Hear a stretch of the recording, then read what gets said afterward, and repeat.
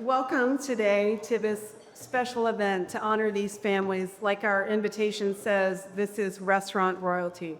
My name is Dana Alligood. I'm the executive director for the Center for Private Business. We are a nonprofit organization, and we help family and private businesses run a better business. And so we have half the room are probably members of the center, and many of you are guests here. So let's get down to business. Let me do some interest. So these two restaurants have stood the test of time in an industry that is often volatile with a lifestyle that can create burnout. So both of these restaurants have become iconic institutions where exceptional hospitality and employee satisfaction are paramount. It must be the leadership at the top, with Van and Charles, Will, and now their children, Allie, Chris, and Bryant, who value hard work, dedication to their employees and their customers, and pride in their legacies. It's an honor for us to have this crew together on stage, and as Annabelle said, the band is back together. I'm sure we're gonna learn some lessons in success and hear some really wonderful, funny stories. So let me pass the torch to Kitty Kennan, who is a local legend herself, known as the golden voice of Triangle Radio, and also the voice of On the Answer Wishing at Winston's. She has been a dear friend of Van's, even introduced her to her husband, Steve. She has a passion for local restaurant industry. She hosts a podcast called Sound Palette, where she interviews local chefs and restaurant pioneers. Kitty knows how to get this crew going. So with that, I'm gonna pass it to Kitty, and please welcome Kitty Kennan, Van Urer, Adney Janmacher, Fitz Tannhauser, Charles Winston, Will O'Neill, and Bryant O'Neill.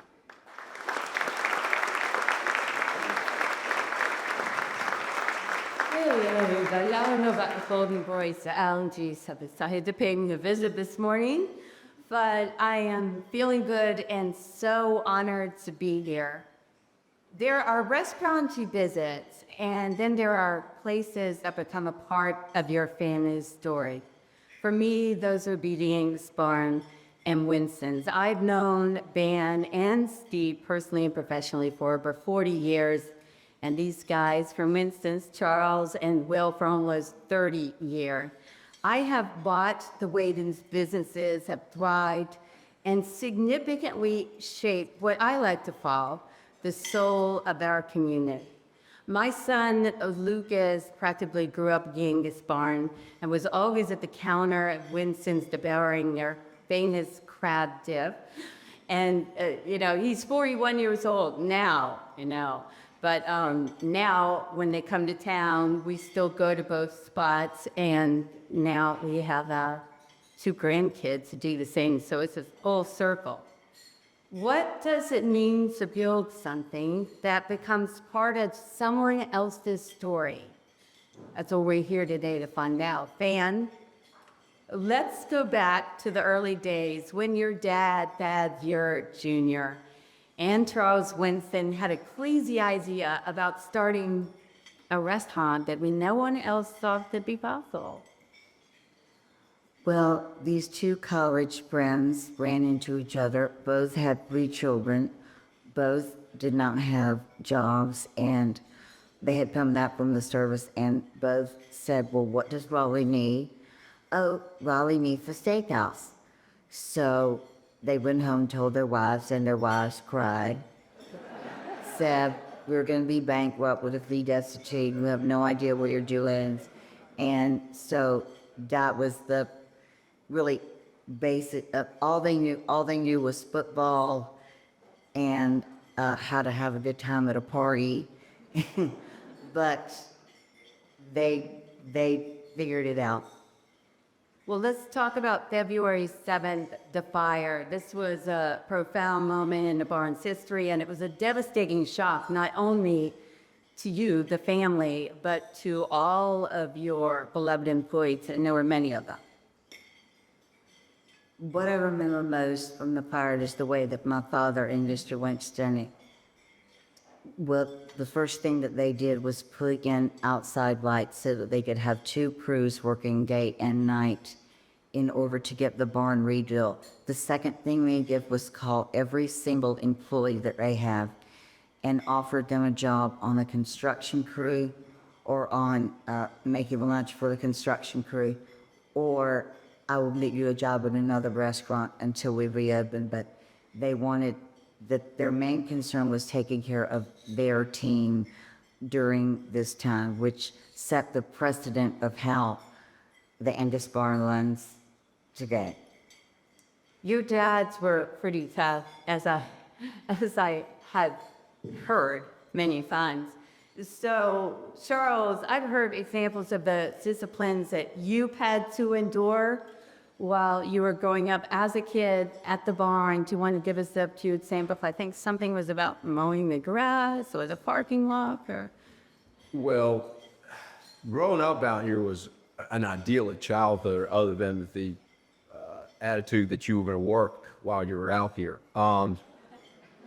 We started out coming out here as kids. I think, part of the thing our parents did was when they came out here, we came out here. Weekend nights, it was a little office up in the top of Angus barn, and the kids would go up there. You could either sit up there and watch, Arnswell or Championship Wrestling or wherever that would be on the TV that night, or they'd let you go down in the kitchen and, either sort somewhere in something to keep yourself busy. And we used to also ruin all the typewriters that were in the office. And secretaries used to be mad every time that we had been there. But part of growing up out here was you were going to work. A very young age, my brother and I, and we were janitors at the Angus barn. So they would bring us out here on the weekends, and we would sweep and mop and put chairs up and put them back down. And we'd work all day and then go home. And, we were always promised a paycheck, but to this day, I've never seen a paycheck of working out there at the Angus barn. And then on the summers, we did every summer working out there. One of the stories that, during summer, one of my responsibilities was cutting the grass. And all they had was a snapper mower. Now, back in those days, back in the early 70s, there was a whole lot more grass out there because there were less parking lots. There used to be a pasture where the parking lot that's right beside the Angus barn, it used to be a pasture, so that was a pasture. Then down below was pasture. Literally, my dad would bring me out here. He'd say, "There's the mower." He'd hand me a can of gas and say, "Let me know when you're finished." So it used to take me 8 hours to put all the grass in. And then, of course, that would be on a Saturday. He'd bring me out here in the morning. He'd be out here all day, and he was going to have to work night, and he had to take me home. And one of the days, a lesson I learned, and it was a very well-taught lesson. I was tired, I was sweaty, I was dirty, I was stinky. It was a long day of cutting grass, and I went out to Dad and finished, and he goes, "Well, I'll tell you what, you go pick up the parking lot, and then I'll take you home." So I go down there. If you remember, this is the 70s now, so parking lots were covered in cigarette butts. So I looked around, and I was picking up, cups with paper and kind of ignoring the fact that the ground was covered in the cigarette butts. And I did it for maybe 20 minutes, I guess. It wasn't a very long time. So I went back upstairs, and I said, "Dad, I'm ready to go." And he looked at me and goes, "What are you talking about? You haven't been out there long enough to pick the parking lot up." He goes, "Come on, let's go down." And said, marching me down the stairs. And he literally got 5 feet out of the bottom of these steps, and he just started pouring. "Look at there, look at there, look at there, look at there, look at there, look at there. Get back on this and don't come back for another hour at least." So that was one of the lessons I learned, that you better do your job, or you better finish before you try to get by and sneak out without work. But They were tough. They were tough minded, but you know what? Our parents, both Mr. Ewer and Dad were, they were so friendly and so nice. They loved the restaurant business and they loved people. And as tough as they were just beautiful men. They were nice. They were friendly. They were hospitable. That's why they were in hospitality. Yeah, but when you were in football, they were, That was Mr. Ewer. Mr. Ewer, I played Little League football for Mr. Ewer. My picture's enshrined on the staircase over there from Pepsi football back in the 1970s. Reed, you remember that? Where's Reed? I saw Reed Jones every. He remembers Pepsi football. Mr. Ewer was a tough football coach. I mean, tough. And one of the things you have to do with rep football, you got to make weight. Now, well, y'all can tell there's not a plate of food that I usually would pass by. So I was always struggling to make weight for Pepsi. So Mr. Ewer, at the beginning of the season, to make sure I got my weight down so that I could play, Mr. Ewer's house was, I don't know, half a mile from my parents' house. I thought was 5 miles back in the day. But he would say, okay, we're going to check you out every night. I'll let you jog over to my house and we'll weigh you in and then we'll get a plan. And then you'll jog home.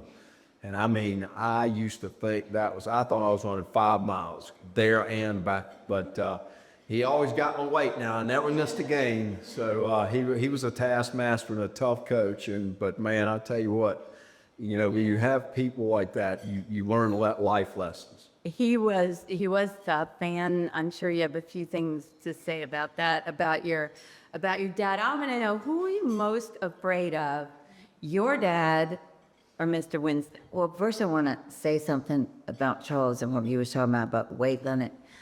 This was so important to my dad that his team made the weight limit so that they could play. I'm talking about that they were low enough weight that they could play. That he put a steam room in the office. And I remember Reed Jones going, Mr. Can I come out now? It's like, no son, we stay. It's like, this is illegal these days.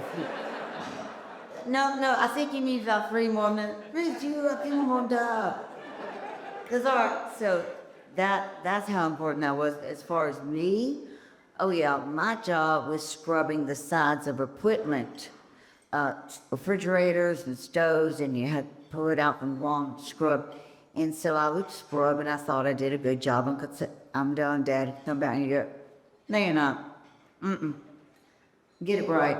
And then I work on it some more, and then come back to left one spot. Yes, so same thing.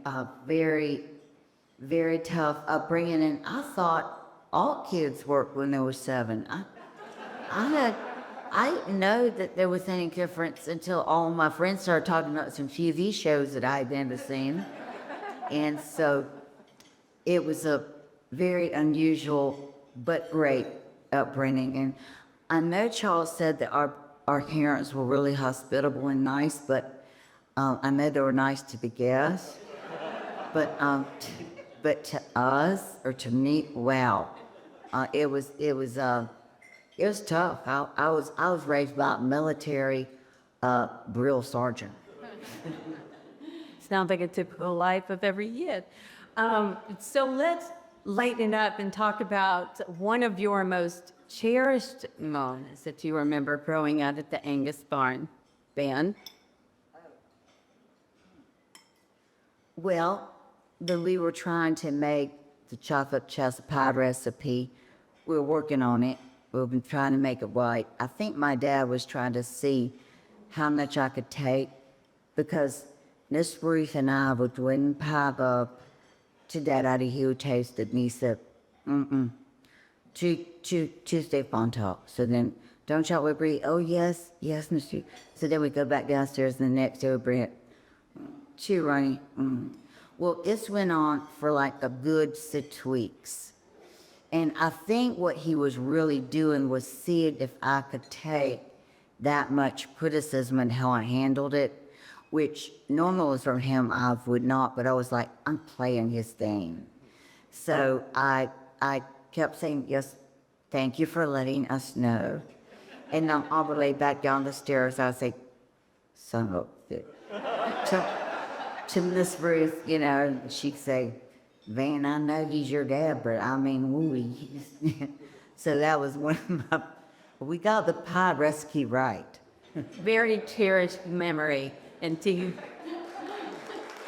Yeah, we agree about this topic of pie, right? Okay, Charles, what is one of your most cherished memories? Well, it's kind of hard to pick a memory because it was, like I said, growing up out there was just, it was a great place to grow up, in my opinion. Probably the most traumatic story I ever had was back in the day, they used to actually have cows and bulls out here in pasture and in a pen. And they, you know, people could feed them apples and this, that, and the other. One Saturday, I was out here with Dad, and I was probably, I don't know, I was about 5 years old, I think. And a young bull jumped the fence and was charging all over the parking lot and running around. My dad, you know, they were trying to catch this young bull. And so my dad just grabs me and goes, here, stand on the back dock and don't move. And then he ran off and left me. And I'm 5 years old, and I'd seen that bull charging around, and I thought that bull was coming up onto the dock and was coming to get me. And that seared some real traumatic memory into my mind. Yeah, I think we need to work on that cherished word. Yeah. More. No, you know, I think my biggest memory or my biggest is the pride I have for growing up out here. I mean, you know, when you're around the parents we had, he did, you know, put a quality organization together. And just, you know, when you were out in the community as a kid, you had nothing to do with it, but you felt the pride of being out here. And I still, after what Van has done with the Angus Barn and with programs out here, I still have so much pride and memories, good memories about the Angus Barn. And it just, that's my biggest memory, is the pride that growing up out here and the pride to know that my family was involved in this wonderful place. Yeah, then a lot to be proud of, everyone. So, Van, you didn't immediately follow into your dad's footsteps here at the Angus Barn. In fact, you did a little hop, skip, and jump over to Kenya. Well, I needed to get as far away from my dad as I could at that point in my life. And I also loved adventure, and so I went on a mountain climb in Kenya. Of course, I had to choose Kenya, so you didn't find me there. And then I ended up staying and taught school there for 5 years, and actually loved it a lot. But it was not a natural, I want to do what my dad does. When did that change? When I came home from Kenya and I didn't have anything else to do, so I started bartending out here. I was just going to do it temporarily. And I started looking at my dad and I thought, oh my goodness, he is a really great person and he is a really great leader, and I love the way he handles his employees, and I love the way he is with guests, and I think I really like this guy. And he was looking at me like, wow, she's kind of nice, you know, I think. And so we had, which we did not know they had, but we had 3 years together, and before he passed away, those 3 years were filled with everything that you go through with a father-daughter relationship, with, you know, one man just like my dad, and, you know, all those things you feel as a little girl.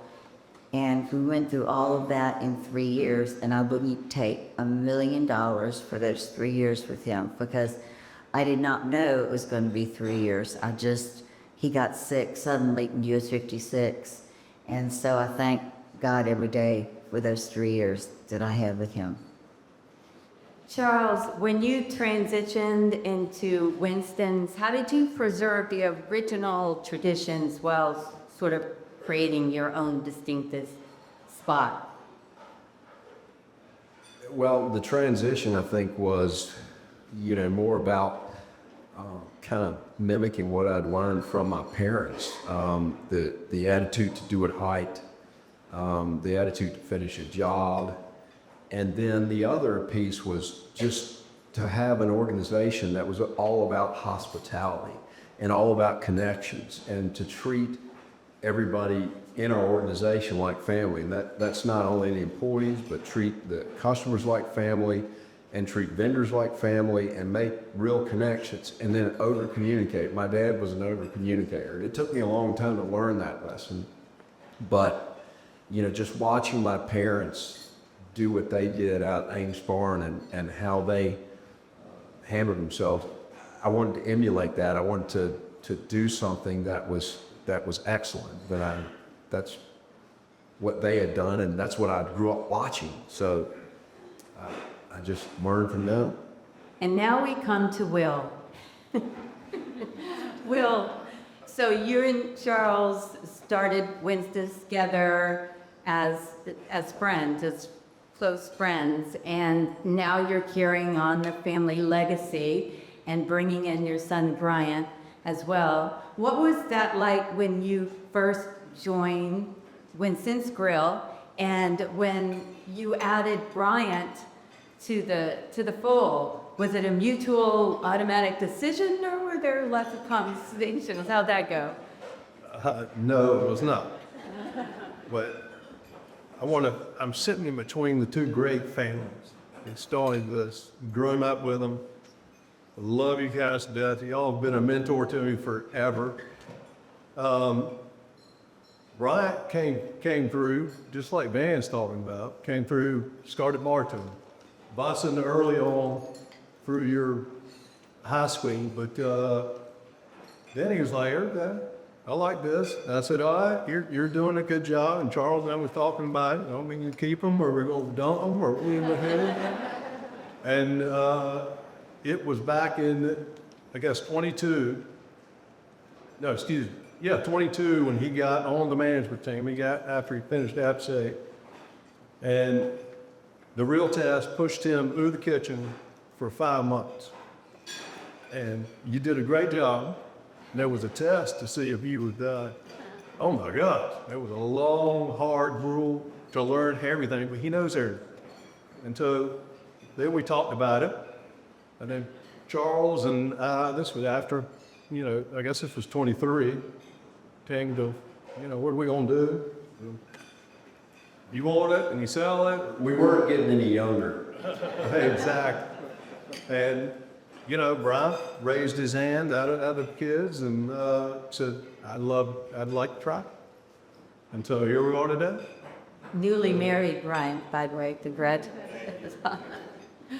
All right, so running a restaurant is relentless, as everyone knows. It's kind of 24/7. I wonder how you protect family life inside a business that never sleeps. Van. I never slept. I didn't say you did. Well, I would come home from work at sometimes 1 in the morning, and I'd wake my kids up then, and I'd say, this is our time, let's go feed the animals. And that's very unconventional, very wrong. I hope there's no parents in here that are now have young kids that are hearing this, but it was atrocious. But they thought it was wonderful. And I had my days free so I could volunteer at their schools. And then we have one night that we established as family night, but it did take me a long time to learn that balance.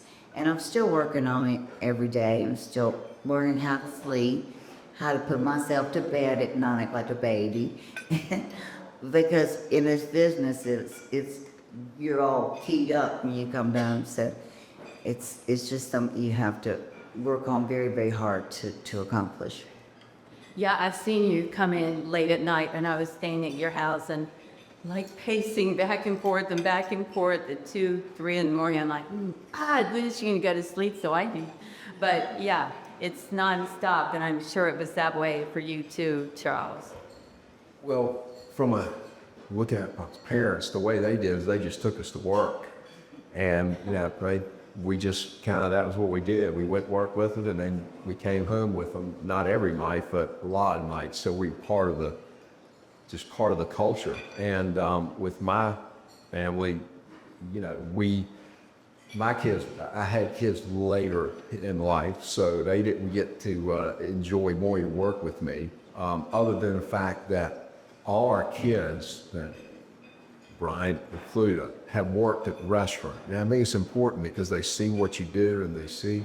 So once you put them in there, they go, oh, now I get it. Now I understand what you do. Now I kind of see why it's not easy and why sometimes you go home and complain. But yeah, that's kind of how we did it. Will, do you have a take on that? It's exactly what he's talking about. Some days can be gruel. Somebody's there at 10 in the morning, somebody's gets to them at 1 o'clock, you know. And here, y'all were around the clock for a while, probably still are, but it can wear you out. But at the same time, all his kids were working there. I mean, I've had 8 lives. I've had a blast. All right, so I think we should get to the kids who are taking over, and you've started to hear from them. I want to start with you, Bryant, who I'm very happy to see you at the front of the house on a regular basis. What is something you've seen your dad do that other restaurateurs would not do to fix a problem? Yeah, so I think with hospitality industry, a lot of issues come with like employee retention, servers and whatnot. But I think COVID was a hard time for a lot of people in this industry. And these 2 guys right here, they were scrambling. I was just out of college, so I wasn't a huge part of it, but this is what kind of opened my eyes.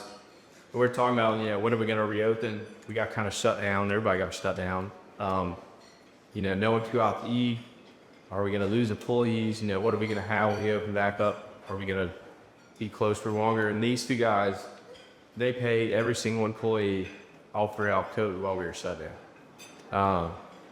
And I think that right there is kind of what hit me really hard to that's awesome. It's a family, and like I said, COVID was just one of the biggest problems for all of us. And then when we opened back up, it was the same crew, same everybody, customers were coming in and saying how awesome it was. Everybody was still here, and I think you see right here made it happen. So I think that was probably one of the biggest problems that I've seen around today, and handled it really well. I think that's awesome they did it back very well. How about you, if we could tell them the wow, family of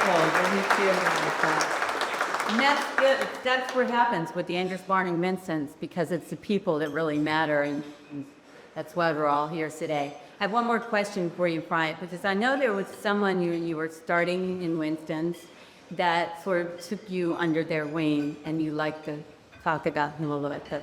Yeah, I could go on for days about everyone that's in there. So many of them had been there before I was born. Roger Parter and Helen Lear have been there for 38 years. I'm 28, so you can do the math on that. He's helped me. He's been my manager my entire life. Jamar Bryson, he was a server turned manager, now our executive chef. And he would come over in middle school, when I was in middle school, and he would tie my bow ties for my school dances because I didn't know how to. And he taught me everything. Another guy, Tyler, he trained me busting, serving, management in the kitchen. I mean, there's so many employees that I could sit here and thank that've been there for years. I mean, they watched me before I could walk, talk, eat. I probably annoyed the crap out of them when I was a little kid, but now I get to work alongside them, which is pretty cool. It's awesome. Allie, I want to know the craziest moment where you've seen your mom do that others would not do to fix a problem or make the customer happy. I can't wait for this one. Yeah, so there were a lot of stories I could tell you, Penny, but one that is one of my favorites is one that my dad likes to share, and it really just exemplifies the question perfectly.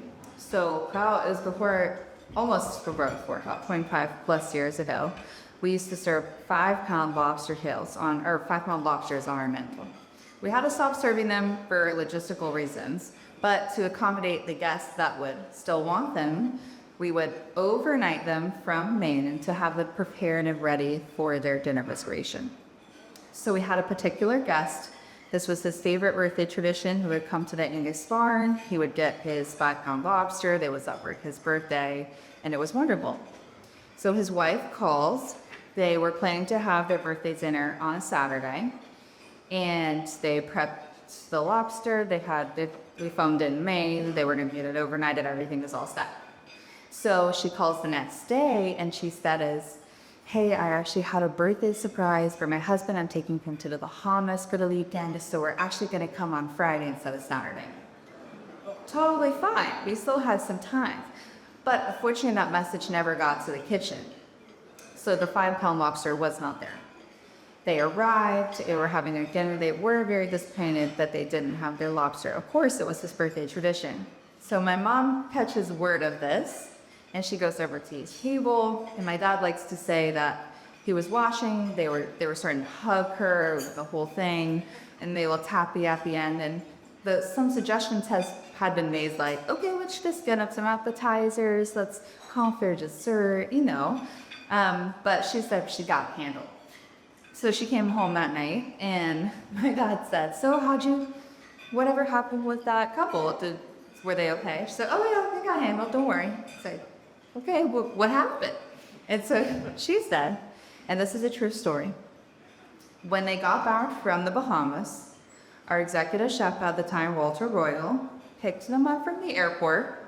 He took them to their house, and while they unpacked, he made their 5-pound lobsters. Yeah. And that just goes to show the kind of person that she is, and that it's never really about the mistake. It's always about how you recover from the mistake. And she is excellent at super exceeding the recovery, the mistake worth the recovery. So, Chris, what have you seen your mom do that actually taught you the most? I know that's a tough question. Does something stand out for you?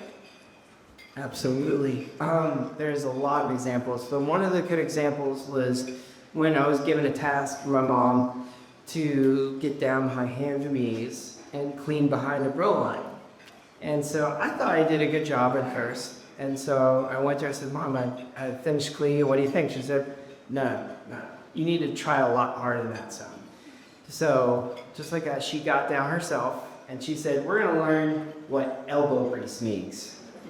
So she taught me how to get in there and really cranked it, really, go behind. So I just got off the peak, but I got a job done. And with that, I learned, it's better to do the job to do it right than not to do it at all. That's true. I know that is just an example of cyclical kids' life. Again, growing up in the Angus farm was not easy. But I want to hear, Brian, one more thing. Have you, as a contemporary, suggested business advice your dad has implemented? No. No. And I'll say when I first started, I was real eager to make my mark on the business. I was constantly suggesting things and, I would see something and I want to try it, implement it, but it wasn't always the right time, the right thing to do. And what I kind of learned from it is, just like the Angus barn, they've been doing this for, a really long time, and they're consistent. And that's what makes both of these restaurants really special. It's consistency, and what's made them so great is all the years and, systems and processes that they put in place. And, why change? That you can always change some menu items or drinks or, anything really. But, if you stray from what's made you successful and what you built, then, you won't last very long. So I think, thanks to them, everything they've done in the past is laying the groundwork, what we need to keep doing. I'll just add to that, to your point. Back when I was young, in my mid-20s, my dad and I used to fight a lot. He would say, you need to do this and you need to do that. And I would say, no, Dad, I got this and I know what I'm doing. My pride and ego would not, I wanted to prove to him I knew more than he did. Well, there was a time in my life, finally, I got so tired of making wrong decisions and not usually coming out just right. And I said to myself, I literally had a moment where I said, you know what? If Dad says do it, I'm just going to do it. And I swear, from then on, everything seemed to just roll and work out. Because now I was actually seeking his advice and taking his advice, and Will and I always used to talk about every time Dad tells us to do something, let's just do it because he's all in line. So for kids that are in legacy type businesses and stuff like that, my advice to you would be learn at the heels of your parents, take in that experience they have and let them kind of pour the knowledge in. It took me a long, hard-headed time to learn that lesson, but once I did, boy, like that, a lot easier. I'm sure. Allie, you graduated with your NPA at this College of Charleston, so you understand business and unique way. So I wondered if there was a business idea that you suggested to your mom that you took to her? No, I got to get an MBA at the College of Charleston, and I also had the opportunity to work at another steakhouse down there. So give me a couple fresh ideas, and I had some fresh eyes to look at the restaurant in a little bit of a different way. And when I came back, one of my colleagues who were walking around the restaurant, she started asking, what's that on the wall? What's that? What's that? And I couldn't answer. A lot of things are farm equipment, which was really, really, I think, applicable 25 years ago. But now it's a little bit, it can get a little bit older looking, or you never want your restaurant to look stale looking, especially when you're 65 years old. So, rage, that like weapons of mass destruction. For me, I didn't know what those things were. So I'm like, this looks kind of scary. So thankfully, my mom and I were able to walk around and really, we sticky taped every single thing that had to come down. And pretty much the entire walls are just stripped now. But it makes a difference in a restaurant like this that is 65 years old. You never want it to get old looking or stale looking. You want it to be iconic and classic. And so those items that maybe are taking people's eyes and vision away from what's going on their plate or what they experience, we would rather have them think of those things nice, But I know, a lot of people, Van, were just donating things to you at Barn at the time, and you just wanted to display them. You didn't want to hurt anyone's feelings. What were some of the... Well, big, huge, like saws and big, huge, like it fell down on your head would chop them in half. Things like shoes, like old boots. Boots, shoes, branding irons. But hold on, don't panic.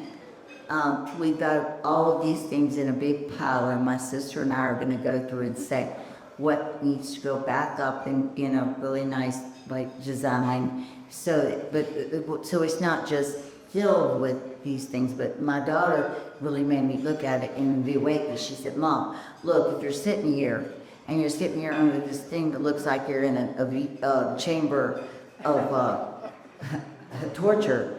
And I realized, right, a lot of these things do look like that. So it just made me take a new look at the decor, and so we're doing a little redesign. Don't panic, guys. We're not taking away from the real Angus barn look, but some of it's gonna come down. Well, those could all go in a special shed or outhouse, correct? A special shed devoted to those hologat equipment. Let's talk about service and recognizing that the customer is always right. And I'm sure that your dad instilled that in you. And where have you taken this? I know you have a rule book at the Angus Barn that's massive. It's like a Bible. I worked so shortly, I couldn't get through the book, so I couldn't even lift it. But service was most important, and I always read the customer is always right. So is that still your number one priority, and is that still what you believe? Well, the customer may not always be right, because you may serve them a ribeye and you know it's a ribeye, but they say this is not ribeye, and so you're going to say thank you so much for letting me know. And so they may not be right, but they always are the paying customer. So you always make them feel like they're right. With what does it matter if really a red light or not. Their mind's not, so you make it right. But we do have a rule here that as long as it's not illegal, immoral, or unethical, the answer is yes. If that were because when asked, if we're thinking about adding tacky, but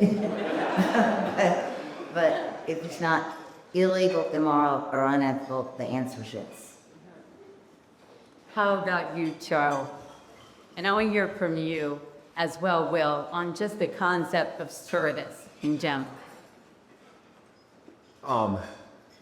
Well, Van's right. The customer is always right because it doesn't do any good to try to argue the opposite. And it's all about having an excellent organization to create the kind of service. And the one thing that we do to address our end now and then is you roll your eyes when somebody says, "Well, this happened," and you go, "Oh, there's no, come on." We have a few of the ribeye stories Will and I have where people, said they gave us something else and, get.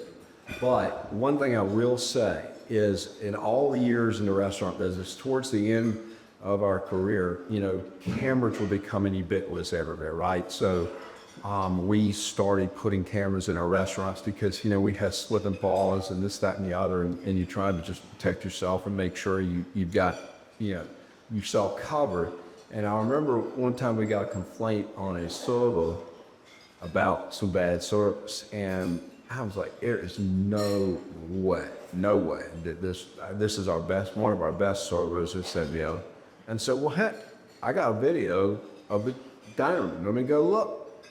And sure enough, I looked at that video, and it is exactly what the customer said. And from that day on, I kind of went, you know what? I'm going to stop rolling my eyes, and I'm going to believe customers because, when they're telling you your truth, their truth, it's usually true. I mean, there don't need the oddball time when something's not right, but, and it feels so much better to correct a problem. The restaurant business is so hard because the shelf life of our product is what? I mean, by the time it's available, by the time you read it, 30 minutes. And so when we put that product down, it has to be done right. There's not, it's not like buying a car and taking it and get hired 10 times over a 10-year board and you feel good about the car at the end because it wasn't prediction. But you go to a restaurant or you go to a highly where the product just doesn't last long, you got a short window to make it right. And that's the hardest thing about service is, you got to have the positive attitude, we're going to take care of this. Because if you don't, you don't fail. You just cannot go in with the attitude, oh God, they're trying to get over on me. It's so much easier to just go, take care of it, believe them, and you feel better because you don't get into argument over, well, no, it's not. Yes, it is. No, it's not. So that was a lesson I learned a few years, but, it was way into my career and I quit rolling my eyes and doing that, but. Will, service, your thoughts. And I'll do what he just said. Sure. I mean, it is every day, hundreds of people that we serve. And we do the best job we can. Service is number one. Because the better service that you deliver can cover up a few mistakes that you have. And every day you deal with it. But we pretty much on top of it. So, Charles, if your parents were sitting with us today, what would you hope they would say about how you carry this forward? Well, that's kind of a tough question. I mean, obviously every son, wants your parents to be proud of you, right? You want them to be proud. So you hope that what they say is you've done a good job. I got I had a moment with my father right before he passed away. He was getting ready to be operated on. There was a ton of people in the room happening for this operations a few days before he died. And everybody's talking, and he kind of looked up at me like this, and he just pointed at me. And he yells to everybody in the room, "There's a good one." And you know, that has stuck with me ever since. And that's all I ever need from my day. That is it. Just that he believed that done a good job. And that's all I need to hear from him. Yeah, yeah. I was going, I knew this would happen, and then I would like to do the same thing for your parents for sitting here today. What would you hope they would say, and how do you think they feel that I carry this forward? Well, you know, I wasn't the best child. So what my dad would say is, thank God she found out more shit. You've done more than that. But no, seriously, on my dad's deathbed, he did look at me and he said, "I do know that Angus Bond is going to be gone because of you." And I said, "Dad, it's only going to be fine because of what you taught me." So we had that very emotional, beautiful exchange as well, which really made my day. And the day I put this ring on, and I've never taken it off. Serious. I'm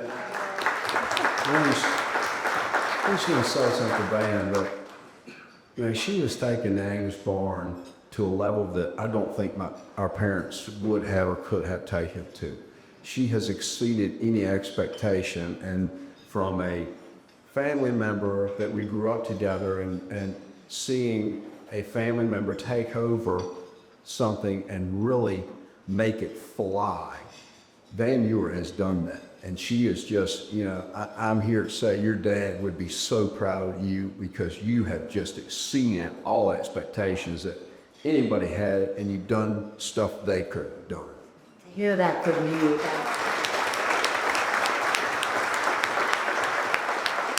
to hear that from you, Charles, really brings me to tears. I can't tell you how much that means to me. Thank you. All right, we're going to do a quick lightning round here. Yeah, I don't know if this can be a lightning. I started to say I have the ability to cut you off if you go over a sentence, but, you know, do whatever you like. All right, so the first question, and this is short because I'm asking you for one word that defines your culture. Will. Family. Charles? Well, that's what I got written on my card. And everybody, and that means everybody. Customers, vendors, That's not one word. employees. Van? Care. C-A-R-E, word care. Any other thoughts?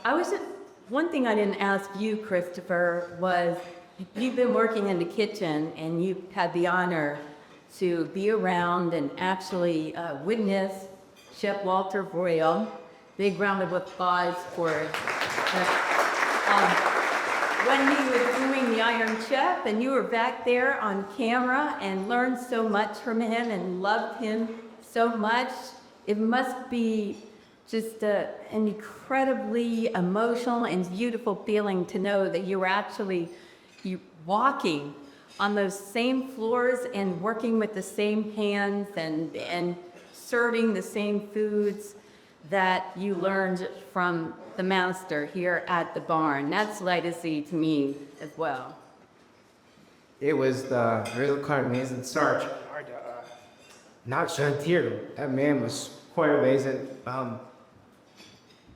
You know, it was really, I was shocked. It was such a surprise that he welcomed me on his team at Iron Chef America. And it was pretty cool that I was I'm still today the youngest to be on Iron Chef at age 12. It's quite amazing. And there's a lot of, you know, pressure with cameras in your face, and to be getting that task with peeled potatoes. So I was peeling potatoes like no other. And then at the end of it, you know, after winning the thing, you know, we were told, you know, you gotta keep the secrecy alive. So just, you can't say anything till it's aired. So, and I was little, so they're like, you know, you don't want your parents to get fined, but they thought there's that you say anything. So come back to school, everybody's like, what happened? What happened? I was like, I can't say anything. So. But all in all, the experience was quite amazing. And yeah, Chef Walter was such an amazing man. He was, and he won with Ostrich. Good to see that. That was incredible. Allie, do you have any final thoughts? I'm sorry I didn't mean, I know she wasn't ready for this, but just final thoughts about being here and, you know, moving forward in the barn. I know they took you from the very beginning. You probably swept floors and were washing dishes and everything that most employees do when they step foot in here. Yeah, it really was the best upbringing, although we did work at age 8, and I also thought that was normal. And however, my friends who work, it was a community. Yeah. Yeah, it was really, really special growing up in a place like this and watching my parents continue to live on this legacy that has really even surpassed you all. It's just fantastic. And my mom has taught me so much, and just the way that she cares about our staff. They are a family, like you all have said. If you've met my mom, you have probably also become a part of our family, and you didn't even know that or maybe want that, but you're there now. So that's just how it is. And that question makes people feel, I hope to one day do the same thing. I screwed up because I lost my lightning round. There was several questions, but I got sidetracked, and I'm actually glad I did. But I would like to ask the question, when you hear the word legacy, what do you hope the community will say about your business in 25 years, Pam? I want them to say that Van's kids have far surpassed anything that she did, and they sure have done a hell of a job. Charles? Exactly the same. What you want to hear is that the children who take on and move the business along far outsees what you've ever done. Will? They still deliver the experience. That's when they start. For decades, the people in this community have celebrated life's most meaningful moments inside these walls at the Angus Barn and of course as well. And we all know that doesn't happen by accident. It happens because someone chooses every single day to care deeply. Please join me in thanking the families and the leaders of the Angus Barn and Winston's Grill for carrying that legacy forward.